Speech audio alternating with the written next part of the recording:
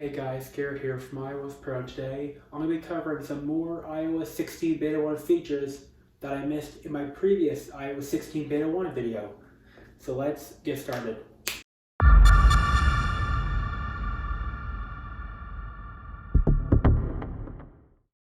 Settings. So inside Settings, we go down to Books, scroll down. You'll notice there's a new option for reading menu position for left or right. So I'm not so sure exactly what this does, but it looks like it changes the position for when you read some menus. So very interesting.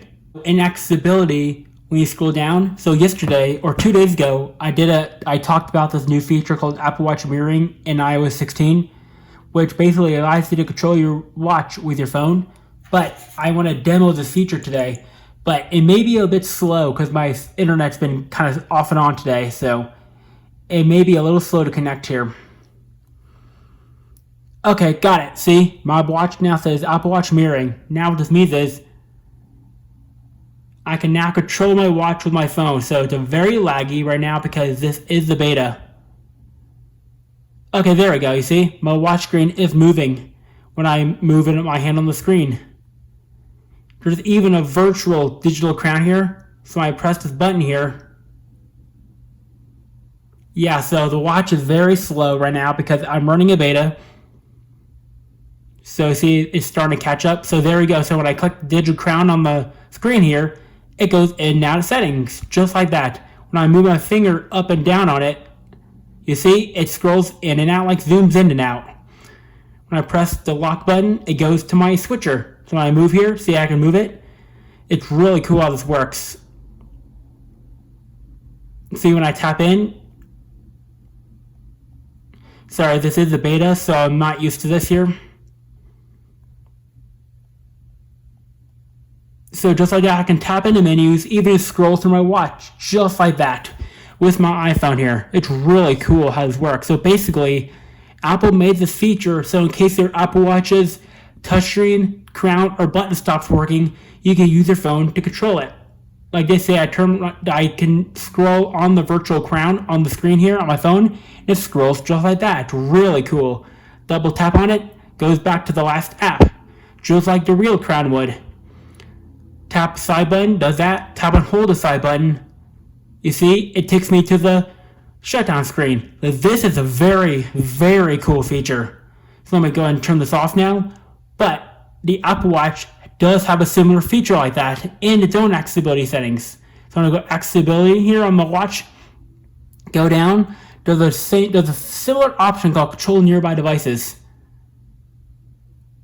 So basically what this means is I control my phone nearby via my watch, but I am unable to demo this today. Oh, there we go. So I click my phone and now Apple Watch connected. So I can basically double tap, app switcher, go back, control center, Siri. Let me turn that off here. The mute or the notification center icon. And you even have the more button to tell you what these options do. So you got a lot of options like play, pause, track, volume up, pinch, double tap, and clinch. So basically, this is the Apple Watch's version of controlling your phone. Really cool. Not as advanced as the phone to the watch, because the Apple Watch's version is a little bit under-featured because it's smaller. But I bet Apple has the ability to scroll eventually. So that's really cool. You control your phone directly from your watch, just like that. So that is the iPhone's and Apple Watch's new control nearby devices feature. Next up, photos. So in the photos, if you have a picture of an animal like my pet here, my pet cat, you can tap and hold on just the animal in the image and leave the background part of the image behind, play it sitting in your message, just like that, and send it on its way. I can even tap and hold undo send. So undo send is a new feature for iOS 16 as well, but as it says here, you want to send a message, it says iOS may be still able to see your messages on devices running older versions of iOS. So this is a contact I basically said to myself. I did a test contact. So just like I said here, here's my iPod Touch 4 running iOS 6.1.6. You see, it says I can still see the image even though I deleted it because it's on an older version of iOS.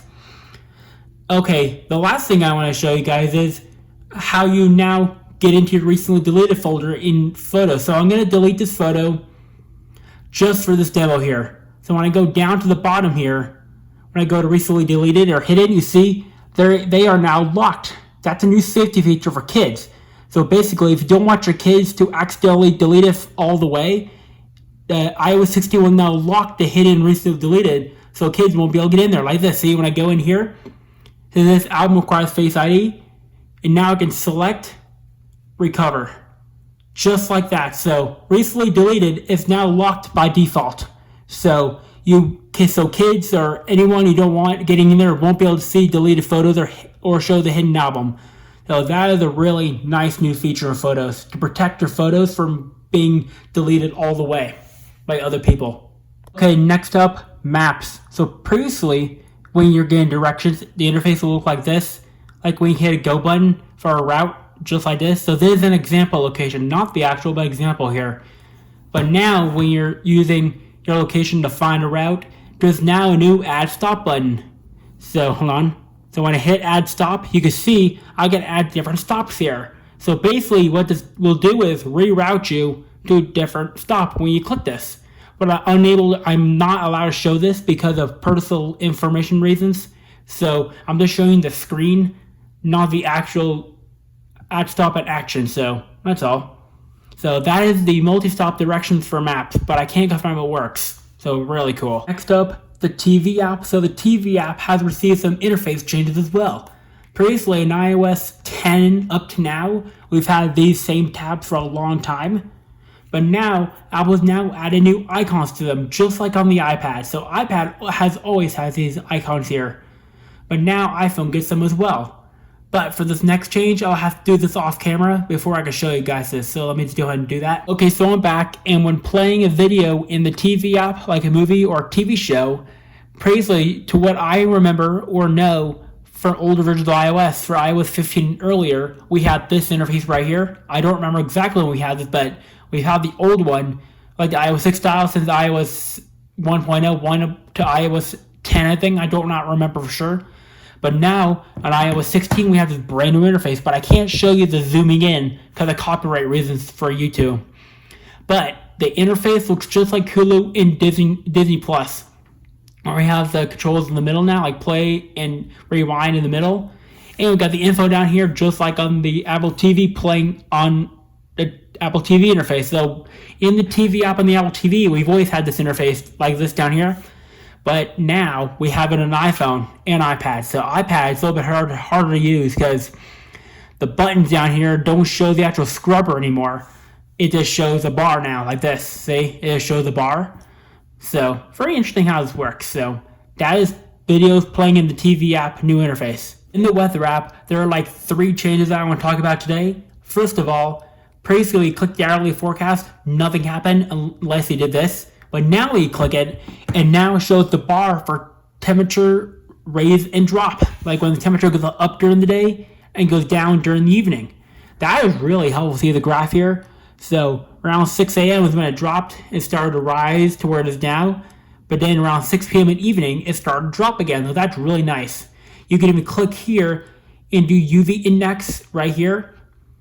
And the wind speed, you can see the wind speed changes throughout the day. Like down here, see 12 a.m. it was low. 6 a.m. it started to rise, then it went down again around 12 p.m. and spiked up again around 4 to 5 p.m. Even shows you which way the wind blows too, right up here. It's really helpful. It even says the info down here. See, says about the wind speed. It says wind speed is calculated using the average over a short period of time. Gusts or short bursts of wind above this average. The gusts typically last under 20 seconds, so there's more info about each one of these. Same for temperature as well, but not temperature, but like precipitation. Shows precipitation levels here as well. The feel like temperature, and it's really cool, and the pressure as well. It's really cool. So, for example, if we're on Venus, this would be very high if we're on Venus right now, on the planet Venus. So, just an example of what it would look like if we're on the planet Venus. I do not know for sure, but that's what it would look like if we're on another planet with higher pressure. So, comment below what you guys think it would look like if we're on another planet. It would be really cool to imagine that. Second of all, Apple has made the radar animation a lot smoother. So I'll go over here to my current locations here. So when I go over here to New York, for example, you see the animation has been made smoother. So I'll go in iOS 15 here. We switch this back to the precipitation stage. So when I go over to New York, you can see on iOS 15, you can see it kind of jumps like this right here. But now in iOS 16, the animation is a lot smoother, you see? The animation just slides like butter. On iOS 15, it's as sticky as pudding. Like that. But now in iOS 16, it flows like butter, like smooth. So much better weather animation as well. The last thing is that Apple had to finally remove the boxes around the icons here, and also remove the logos for Weather Channel and the data preferences, and now just said, learn more about weather and map data. That's basically all it says now. The boxes are no longer there, which I like as well. Those are the changes in the weather app. Next up, mail. So what I've done to show you guys this feature is I asked my dad to send test emails to cover my main inbox so it wouldn't be exposed. So basically, when I swipe on a test email my dad sent me, you can see there's a new button in iOS 16 for read later. I can click that button and it says remind me in 1 hour, tonight, tomorrow, or remind me later. I'm not going to do that for a test run. Let me unshake to undo, just like that. And now I think, I can't bring it back because I put it in the undo later, but in the read later, but it's kind of a bug where you can't bring it back.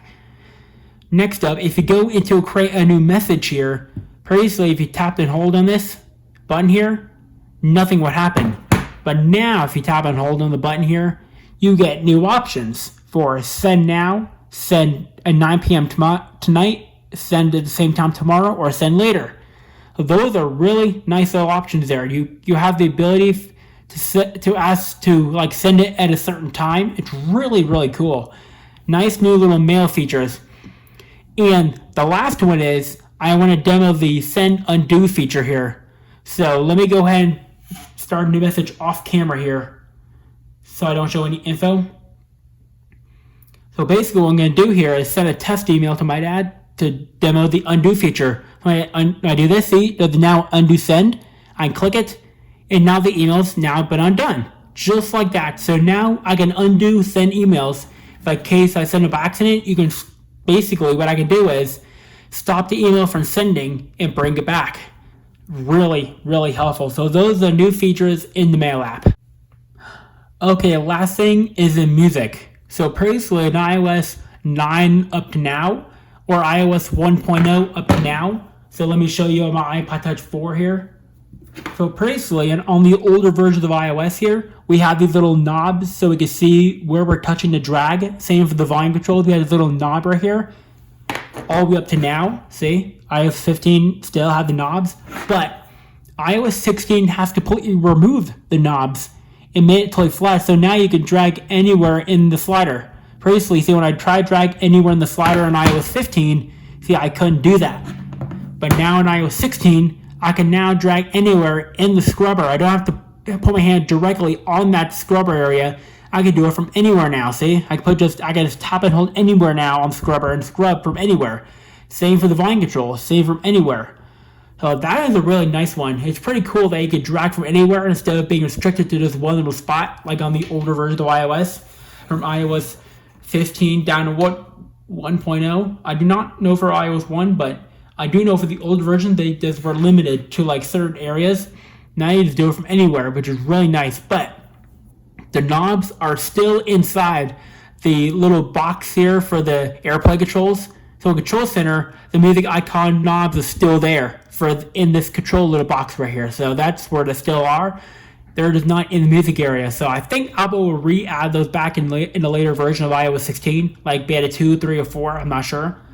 But cool to know we can now adjust it from anywhere on the scrubber instead of just tapping holding on just one little spot so you can't see what you're doing. I like it better because you can see what you're doing then. Really handy there. Oh, that's pretty much it for this video. If you liked the video, give the video a thumbs up. Peace out.